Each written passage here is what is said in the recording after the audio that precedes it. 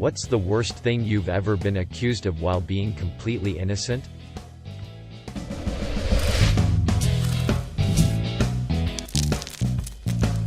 I know this is ridiculous. But in second grade another child accused me of calling my teacher a. No one believed me when I claimed innocence. And I got a spanking and was forced to apologize. I felt so powerless because since all the adults believed I was guilty. In effect I was. I think I'm still a little mad about it. Edit. Holy. This is now my highest upvoted Reddit post. My father was accused of murdering the neighbor's dog and disposing it at a remote beach. When I was a kid we had a rocky relationship with one of the neighbors because they had a yappy dog that they took very poor care of. It drove the whole street mad, but for some reason it never got taken away by animal control. A few years ago my parents moved to another part of town. Afterwards, Dad worked on the old house to get it ready to sell. One day he was on the driveway when the neighbors left in their car. They made eye contact. Then, when the neighbors returned, their dog was inexplicably missing. They instantly accused Dad of sneaking over and butchering the dog because he had enough of it. He tried to explain that an animal control van had briefly come through the street shortly after they left. But they weren't having a bar of it. They were so convinced he had done something they started a massive social media campaign to pressure him into admitting it, including invading all the local community groups and outing him. They even went so far as to drive an hour out of town to the beach we often go to in the weekends to put up posters. It was wild, stressful and stupid. It only stopped after we picked up a lawyer and sent a cease and desist letter threatening to take them to court for public defamation. The dog was never found and apparently they have 2 new ones now. This was also the same family that found someone's lost cat and decided to keep it. Drugs. When I was in high school I had a very monotonous voice that my parents thought was fake, and anytime we were out they would ask someone to tell me what I sound like because they thought that if I was embarrassed enough I would talk normally. Instead it made me talk less and me shut out some of my friends in my life. When they realized I wasn't talking they jumped to conclusions and accused me of doing drugs. What really made them think I was doing drugs was when I lost $20 at my school's picnic. They were constantly counting my money to see if they can prove I was doing drugs and realized that I was missing $40 and told me to tell them what happened to it. I explained to them that I had a picnic at school and brought $40 with me but lost half of it. They said my story didn't add up, so they started to rummage through my backpack and room anytime I wasn't at home and would ask for the names of my friends and anyone that I was talking to so that they could run background checks on them. When I was 11 I was accused by a babysitter that I was molesting my sister when I was really playing my Nintendo DS with her. It was completely unbelievable because she said that she made it all up because she didn't want to change diapers. She got fired by my mom and the last I saw her she was living in her car. Probably kicking my young son. I was carrying something like hot tea or soup and he went to grab me. So I put my knee out to stop him getting close to me and scalding himself. But for some reason, everyone else in the room thought I kicked him or kneed him. Very strange situation. Posted this before, but seems relevant. I was fighting with my brother. Realized the fight was dumb, so I just went to my room. My brother decided to punch himself and blame me. My mom is yelling at me and grounding me. I can't believe you did that to your brother. Blah blah blah. So I figured if I was about to get in trouble for it I should actually do it. I turned around and actually clocked my brother in the face, to which he responded, "I can't believe she actually did that," and my mom realized he had been lying. I ended up not getting in trouble.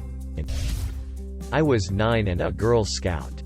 I was attending a Girl Scout camp and the leader accused me of throwing trash around the campsite. She made me sit in a chair in the corner of a building. I remember crying over the whole situation. For the record, I didn't throw trash around the campsite. The leader was a mean woman. In 4th grade, someone kept stealing mouse balls from the computer lab. I remember our teacher warning us about it. One day my teacher pulled me aside and told me that someone had accused me of being the mouse ball thief. It was a guy the first was friendly with but not friends with. Kind of an outcast. I assured him this was totally false, and I think he believed me. I was a mostly good kid. The next day at school, I look inside my pencil box, and what do I find but a mouse ball sitting inside. I'm freaking out. I go up to the teacher, probably talking a million miles an hour about how I didn't steal the mouse ball. Didn't know why it was in my pencil box, etc.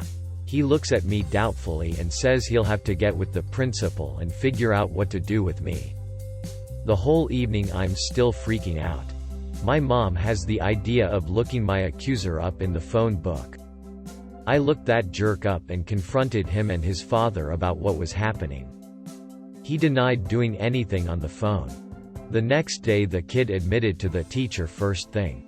He had planted the ball as a practical joke. Saw the guy years later and he was trying to be friendly. I found myself still pissed off about this incident. When I was 16, I was riding with a friend back to another friend's house and the cops pulled him over.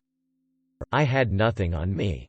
He, unbeknownst to me, threw a bag of coke underneath my chair. Cops found it. Put us both in jail.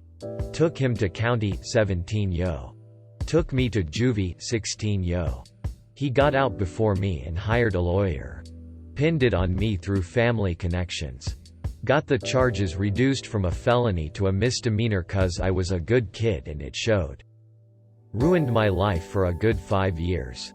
Just heard that the kid, all grown up, broke into his ex-GF's house to steal drugs and is pretty much a burnout loser.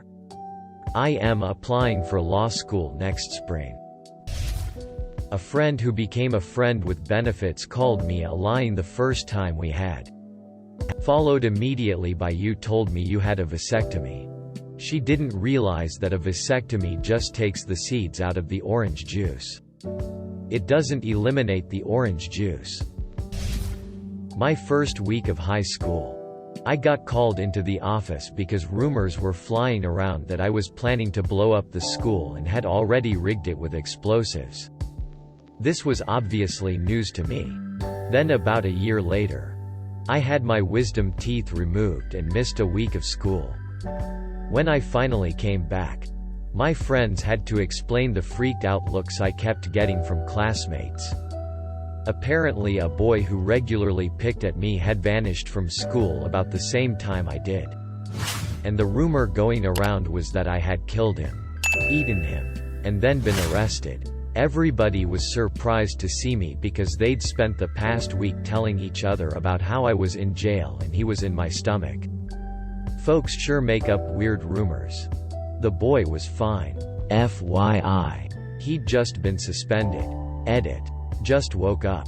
And since this got some traction, I guess I owe everybody some explanations. In fairness to the other kids, I was that weirdo from an abusive home who cracked strange jokes to cope with life. And ya know, resting face. Well, I had resting enraged face. I assume a side effect of being a parental punching bag. And in extra fairness to the other kids, I could usually track the rumors back to something stupid I'd said. The explosives misunderstanding had to do with old middle school jokes about the gas nozzles in the science labs, mixed with an overheard conversation on the bus that morning where I was arranging to sell extra firecrackers to a guy who only lived a few dirt lanes from where I lived. And of course I never brought any of that to school. To explain the really crazy rumor, I have to tell a bonus story. Not long after that first week of high school, my home life went entirely bonkers and I had to move to another state. I was there for almost a year before circumstances changed again and I had to come back. But I felt it was okay, as I'd already been to that high school previously. Knew where everything was, and even had friends. So my first day back, I got my lunch tray, found a table of my friends, and went over to sit with them. But like I say, weird home life, weird sense of humor. So when everyone at the table looked up, surprised I was back, I said, "What?" They all freaked. Eventually my best friend calmed everyone down enough to stop screaming, and she explained to my entirely baffled and confused face that the night before, an elderly couple had been murdered in their home. Small town. Very little crime. My family didn't watch morning news, so I had no idea. I swear, I was just cracking one of my usual jokes. It just hit with crazy timing. I promise I'm better now.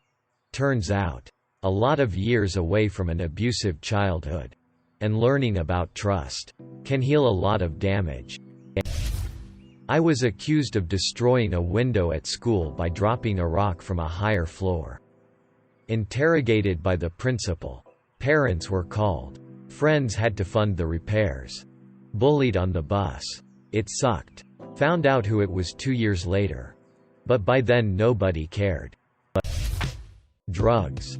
Shockingly enough, my parents' divorce made me act out at 9 years old. And I kept distracting other kids in class. My mom was convinced it was because I was doing drugs and yanked hair out of my head and made me get blood tested. They found nothing, because I was 9 years old. I helped a friend of my mother move when I had just turned 18 for no pay. And this lady accused me of stealing one of her guns. I booked it straight to the police department to explain the situation. When she tried to report me, they told her she was crazy.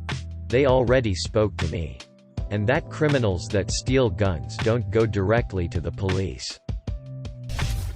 Had just moved to a new school in 5th grade. Was never great at making new friends. So I thought I'd sugar them up by bringing sugar mixed with Kool-Aid. Something that was popular at my old school. Who doesn't love a bunch of 10-year-olds licking their fingers and dipping them in a baggie of sugar? Apparently, an older kid had given several first graders heroin during this time and it got pegged on me. I was removed from class. Police came. I cried like a because I didn't understand why they thought my grape Kool-Aid was heroin. I kept telling them to taste it. The principal finally did and realized I was telling the truth. Awesome first week of school. This is tame compared to others in this thread, but it's one that has stuck with me for ages. When I was really little, around 6, my aunt was babysitting me. My sweet dog was shedding fur. My aunt accused me of cutting her fur. She had me across her knee saying she wouldn't spank me if I admitted it. I was sobbing uncontrollably because I loved my dog. We were the same age and she was like a second mom. And would never do that to her. My mom came home not long after and I do remember her being livid. Despite my issues with my mom, she never once laid a hand on me. My mom couldn't believe that her sister never comprehended that animal sheds fur in clumps. We lived in a townhome condo complex. My mom was fighting with the board over misused funds. When she was at work, there was a knock at our door. One of the neighbors had an emergency and asked if I could come and watch her kids while she went to the hospital.